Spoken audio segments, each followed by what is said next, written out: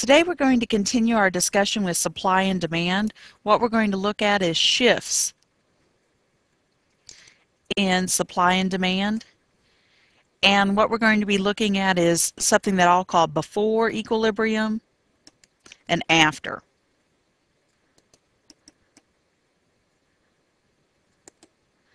And the big thing will be to answer the following question: what happens to equilibrium, price, and quantity in reaction to these different scenarios? We'll be doing several. Okay, so we're going to be looking at shifts. Okay, first we need to draw our graph, make sure everything's labeled.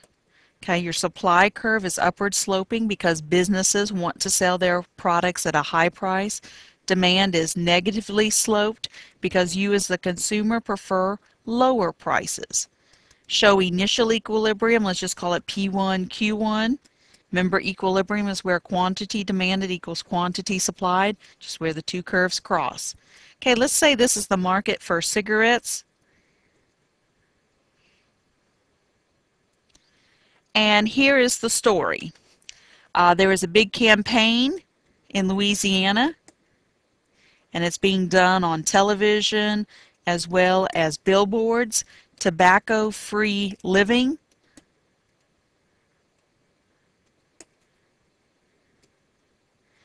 And there's lots of talk about this is bad. Okay, I believe there was a law passed that you're not allowed to smoke in a car if there's a child in the car with you.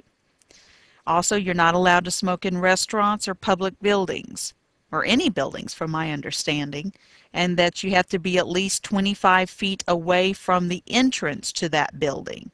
Okay, so they're doing a big push to discourage smoking and limiting the number of places where you can smoke. Okay, big campaign. Those of you that are in marketing should be thinking, hey, this is a marketing campaign. Except in this case, it's a negative campaign towards cigarettes. And so unlike, say, a commercial for a Hummer that makes you want to go out and buy a Hummer, these commercials are going to, hopefully, this is the hope anyway, cause you to want to buy less cigarettes, or at least have less opportunity to smoke them, and so therefore you would need fewer cigarettes bought. And so that would be a decrease in demand. And what does that do to equilibrium price and quantity? Price goes down, quantity goes down. So when demand decreases, there's a decrease in the price and a decrease in the quantity. Okay? So that's an example for a decrease or a leftward shift of the demand curve due to a negative campaign ad.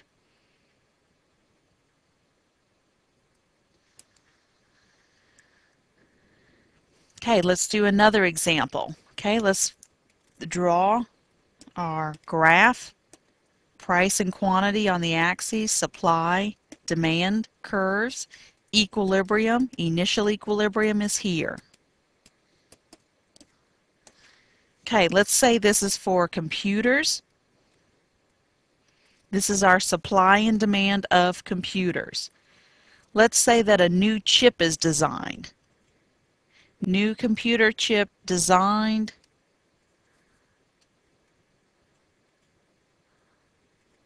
That is faster, more reliable, and cheaper. Okay, realize this computer chip is an input to production. You know, if you're going to produce a computer, you have to have a computer chip, and then you put it together with what, a motherboard and the hardware that holds it all together. And so realize this computer chip is just one component of the whole computer. But that input or that resource cost has gone down. So if you think back to our list, this is a decrease in resource cost. And a decrease in resource cost means cost of production goes down, profits go up. And so if something's more profitable, they're going to produce more of it. That is, they're going to increase the supply a rightward shift of the supply curve. Here's the new equilibrium. Here's Q2, here's P2. Okay? So an increase in the supply causes a decrease in the price and an increase in quantity. So realize for you, the consumer, this is fantastic. Okay? Because the prices are down, things are going to be cheaper, and there's going to be more to choose from.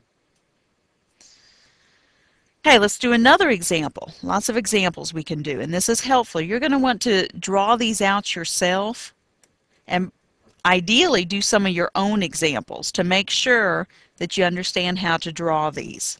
Okay, until you actually do it yourself, sometimes it's difficult to replicate this on an exam. Okay, let's say this is the market supply and demand of hamburger, like you buy at the grocery store. Now our scenario is going to be that there's an increase in the price of chicken. Chicken is more expensive. Well, what does that have to do with hamburger? Well, for me, and I would assume most people, hamburger and chicken are substitutes. Like tonight for dinner, I don't care if I make a casserole with hamburger or I make one with chicken. Whichever one I have is the one I'm going to use. However, if the price of chicken has gone up, I don't want to buy chicken, but I still have to eat, and so therefore I'm going to buy more hamburger. So my demand for hamburger goes up, and we show that by a rightward shift of our demand curve. The price of hamburger has stayed the same in terms of our demand, and in reaction we have this movement along the supply curve. Okay, so realize an increase in demand leads to an increase in the price of hamburger and an increase in the quantity. So what are you going to see in the store? If you go to Walmart, the price of chicken's higher. That's what we started with. But because the price of chicken went up, hey, the price of hamburger is going to go up, but there's going to be more hamburger to choose from. Okay, so that's our example here for an increase in demand. Here's another one that's a little trickier maybe. How about college education? Okay, that's a service. Sometimes that's a little bit more confusing than looking at hamburger or apples, because this is a service as opposed to a good. Okay? But realize you're buying your college education with your tuition. So here's our supply, here's our demand, here's initial equilibrium. Okay, so this is where we start with. Okay, now our scenario is going to be that the federal government expands the Pell Grant program.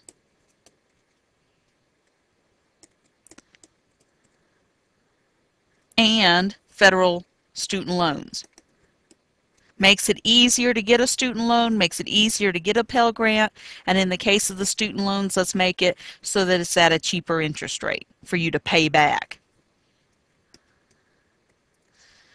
Now, why would the government do this? Well, realize the government's trying to encourage economic growth. Okay, so this is nice. This connects back all the way to the very beginning of this class. We want economic growth. We want our PPC, our production possibility curve, to shift to the right. How do you get it to shift to the right? Well, we need an increase in our resources or increase in technology. Labor is one of our resources. So if we can make our labor more qualified or better prepared or have better skills, which the assumption is a college degree does that, then we can have economic growth. We can have an increase in labor, which means more stuff can be produced. An increase in the quality of the labor that we have. Not necessarily the number, but the quality. So going back to this, college education. Federal government expands Pell Grant program and federal student loans. Well, this will make it so that it's more likely that you will go to college. So therefore, the demand for a college education goes up. Now realize this also relates back to cost-benefit analysis. You could do a cost-benefit analysis of whether you should go to college. Well, this scenario where they're doing the Pell Grants and the student loans at a cheaper interest rate are ways to decrease the cost of that college education to make it more likely that you perceive the benefits to be greater than the cost. Again, we're still trying to get you to react to your own self-interest. Okay, but with this new program or this change in program to make it more attractive, we're trying to make it so that it's attractive to you personally in terms of a cost-benefit analysis. That your opportunity cost of going to school goes down, and therefore you're more likely to go to school. Now, continuing with this specific scenario, federal government expands Pell Grant program and federal student loans. This leads to an increase in the demand of college education. Whenever the demand goes up, what happens? Well, there's going to be an increase in the price, which in this case an increase in tuition, and an increase in the quantity. Okay, so because of this program, you could expect tuition to go up. However, you can also expect there to be more choices. And if you think about it, maybe that's happening. We've got Phoenix Online, for example. We've got lots of online universities being added. We've got community colleges here locally being added. Those are all quantity. Also in terms of just ULM, okay? Tuition goes up in reaction to this increase in demand. This increase in demand, more quantity. Well, we just recently started this winter session and Maymester, where we're offering additional classes during these times. Again, that's an increase in the quantity. So realize, if you ask yourself, is this good or bad for me as a student? Well, you don't like to pay the higher tuition, but if the quantity goes up, then it's more likely that the class you need is going to be offered. Okay, so there's pros and cons. Okay, now let's do a scenario where there's a double shift. Okay, now this gets more confusing. Double shift.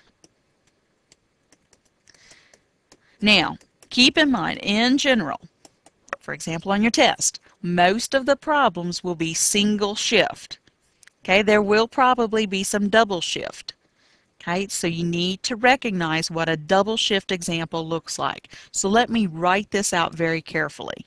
Consider the market for apples. Okay, so we're going to talk about apples, the supply and demand of apples. New research shows that apples, eating apples, lower cholesterol. And, to make it more interesting, this would be on the evening news. It would be published in the Journal of the American Medical Association, and maybe it lowers cholesterol by 50%. Okay? And at the same time,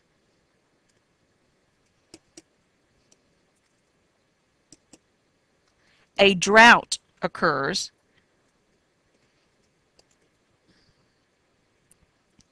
in locations where apples are grown.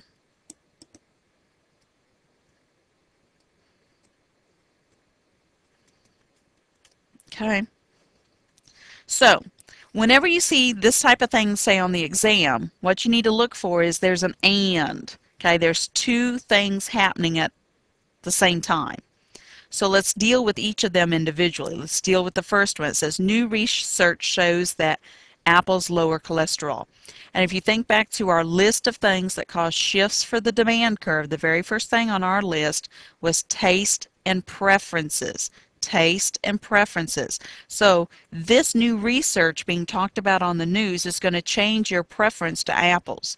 If someone told me eating an apple a day would really just make me healthier and live longer and live better, sure, I'll eat an apple. Okay, so that's going to change my taste and preferences. I'm going to be more prone to eat that, to buy those apples in addition to eat them. Okay, but I'm going to have to buy them first. So that's an increase in the demand.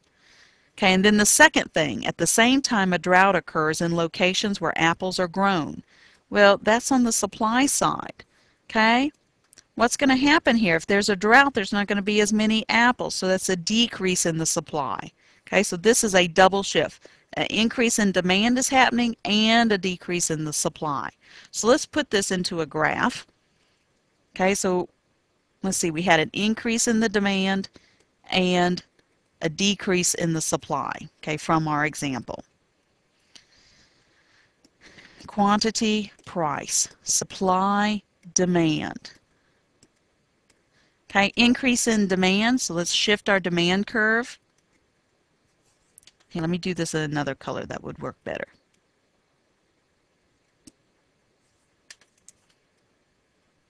Okay, increase in the demand, so D2, and at the same time we've got a decrease in the supply, so that is S2. Now notice I made these shifts about the same size. Also realize I should have marked this initial equilibrium before I did the shift, so we'll do it now. Okay, new equilibrium is up here in red. Hey, the quantity has stayed the same. Hey, the price has gone up. Okay, so in this graph it's showing that the price has gone up, quantity stayed the same. Now let me show you in two other graphs what can also happen. Okay, so this gets a little confusing, so hang in there because I'm going to show you another way to analyze this. Let me show you the exact same graph except let me mark initial equilibrium, Q1, P1. Okay, we want to do an increase in the demand. Let's say that the health benefits are just incredible.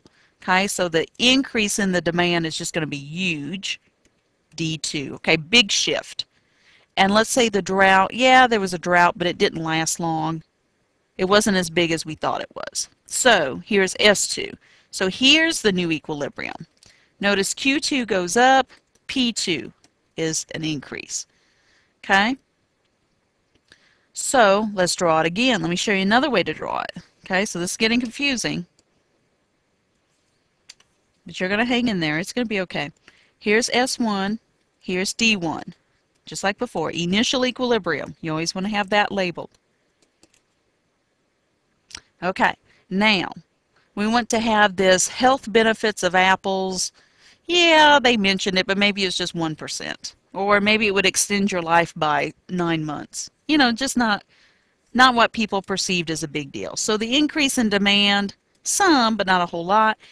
And let's say that the drought was like nationwide in Brazil. It was huge. Huge drought. So S2. So here is the new equilibrium. Price goes up. Quantity goes down. Okay, so we have three graphs explaining what we gave as our scenario. Because in our scenario, we didn't say how big the shift in demand was or how big the shift in supply. So therefore, it could be any one of these three. So what's going on? Let's kind of just summarize. In this graph, we got an increase in P, Q unchanged. Okay. Over here, we've got what? An increase in P and Q goes up. Over here, we got an increase in P and Q goes down. So from these three graphs, we only know one thing for certain. Price goes up. So whenever you have a problem like this, in this case an increase in demand and a decrease in supply, what's going to happen? Well, increase in price for certain. Quantity is uncertain. It may go up, down, or stay the same.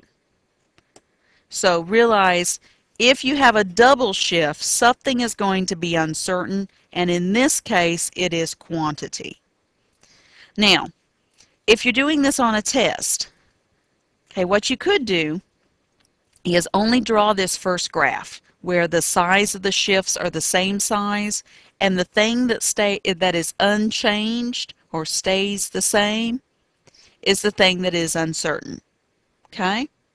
So if you're on the test, you don't have to actually draw all three of these, although in the perfect world you could. Okay, but you could just draw this first graph. The thing that stays the same is the thing that is uncertain. Now, years ago though, I had a student tell me he didn't like my graphs. Okay, and he actually showed me a better way to do this, or at least what made sense to him. So let me talk you through this. Oops. And it does work. Students typically like this. Increase in demand and decrease in supply. Okay, so an increase in demand. Well, what you can do is just little graphs. Okay, or you can also talk yourself through it if you're at that point.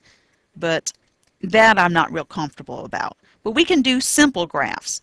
Okay, so here is an increase in demand. So an increase in demand, if we compare it with the old equilibrium, means that there is an increase in price and an increase in quantity. Okay, if we do a simple graph for the supply part, here's the and.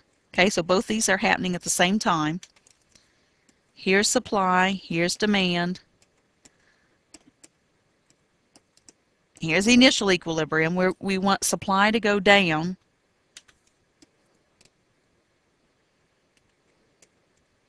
Here's the new equilibrium. We get an increase in price and a decrease in quantity. So think about adding these two things up. Well, here's an increase, here's an increase. So price definitely increases.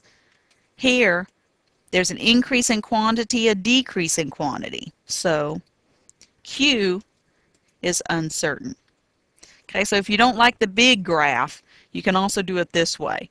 Now some students also just talk themselves through it. Oh, if there's an increase in demand, that means more people want to buy it, so the price is going to go up, more stuff to buy.